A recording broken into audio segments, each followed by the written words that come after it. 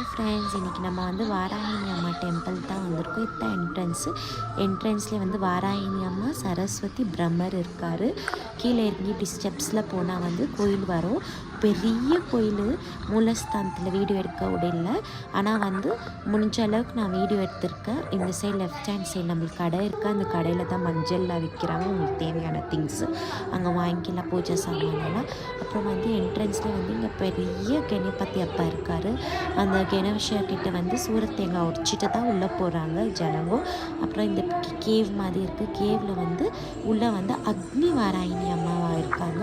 ரொம்ப பீஸ்ஃபுல்லாக ப்ளசண்ட்டாக அந்த குகை உள்ள வந்து அமைதியாக உக்காண்டிருக்காங்க. அம்மா விளக்கு போட்டாச்சு.